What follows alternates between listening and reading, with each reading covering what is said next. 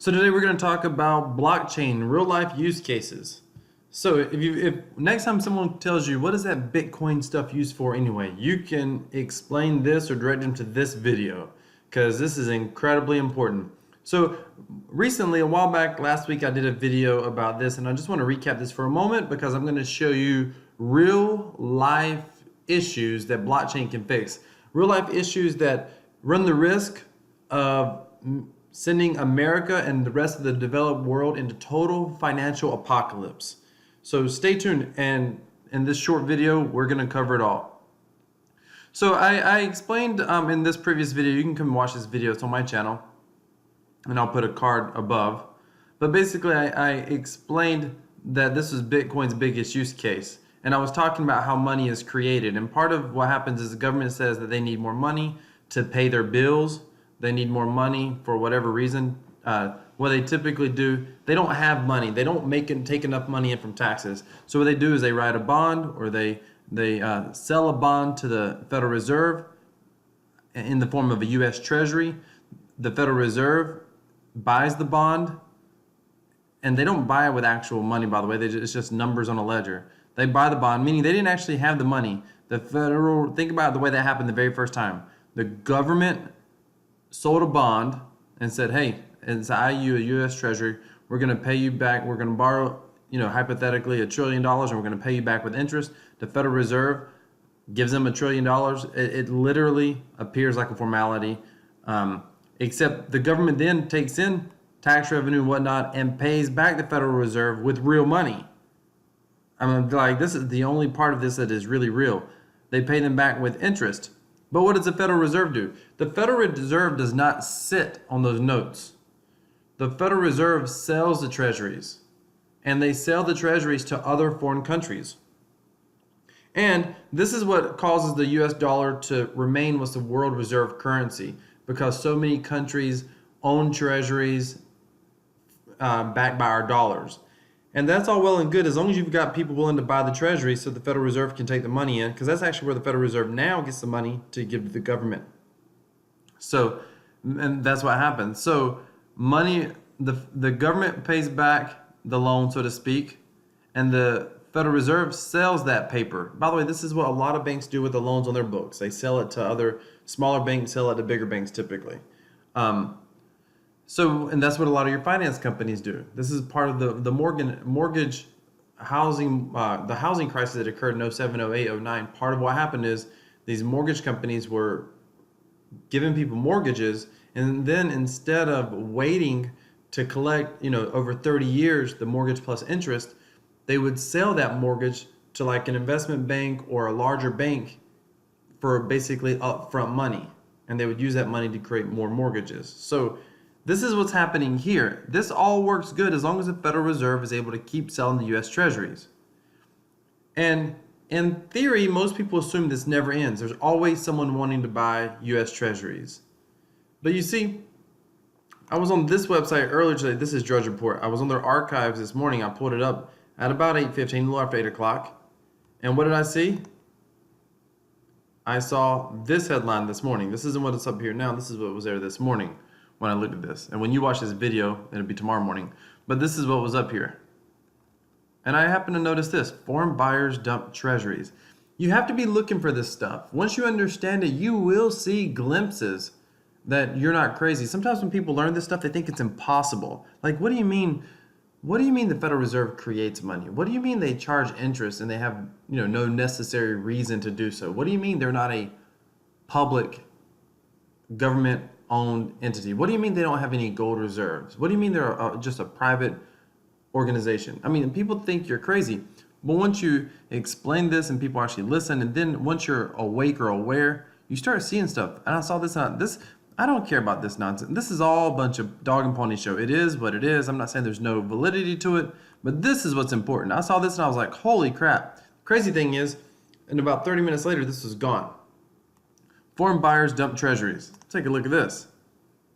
Foreign buyers find U.S. treasuries less appealing. See, let me explain what Bitcoin would do. Real world use case. Where'd it go? Where'd it go? Here it is. This is what Bitcoin would do. Bitcoin would prevent the borrowing of money. Government can only spend what they take in cryptocurrencies as some form of taxation. So that's what ultimately Bitcoin would do, and it would create fiscal responsibility.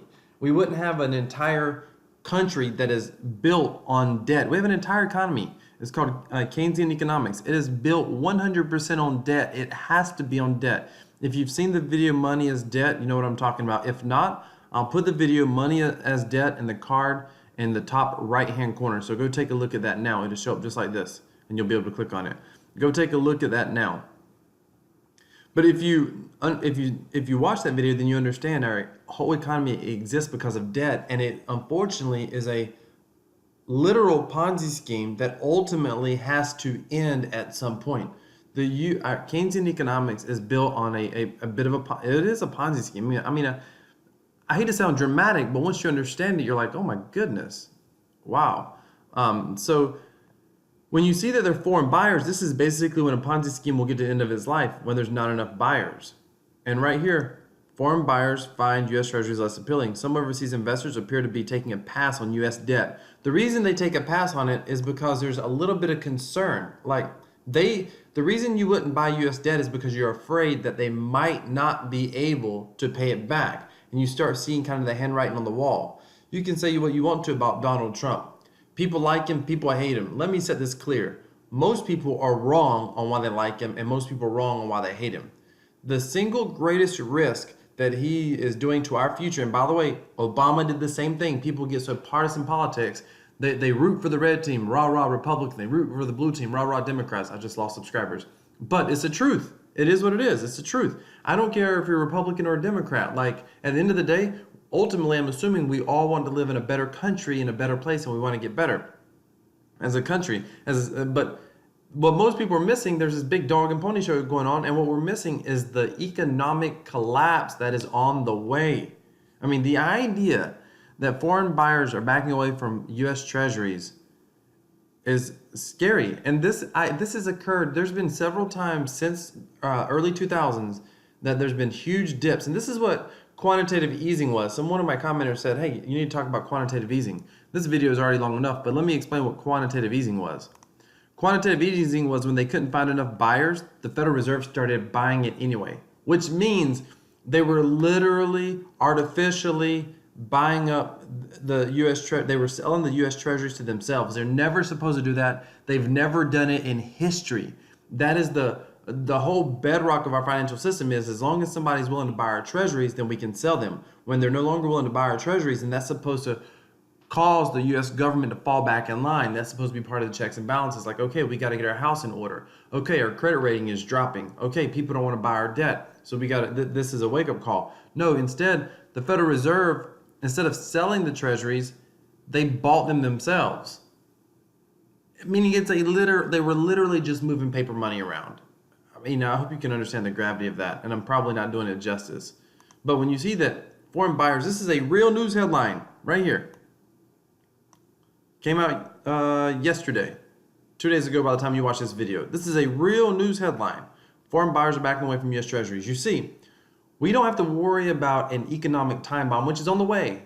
And this is why I don't care if Bitcoin price goes down to $1,000. I do not care. Ultimately, a cryptocurrency, currently, Bitcoin is over 50% of the dominance on the coin market cap, so it's best positioned to do so currently. But ultimately, cryptocurrency is the only thing that can, going forward, prevent this sort of abuse. There's going to be some sort of economic collapse in the future, and I highly encourage you to be buying gold, silver. Pay your debt off, pay your debt off, pay your debt off, your personal debt. Pay it off, get debt free.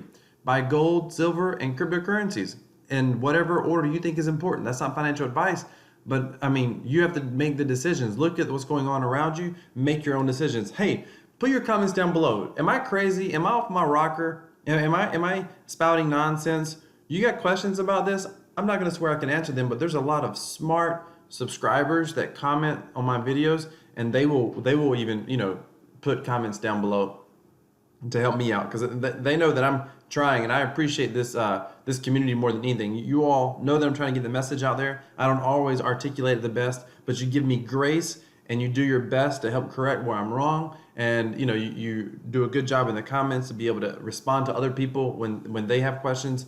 You get to them sometimes faster than I can get to them. So I love all of you that are subscribed. And if you're not subscribed, please subscribe below. This is one of the best channels in the cryptocurrency space based off the subscribers and the quality of the subscribers. So thank you so much for watching, ladies and gentlemen.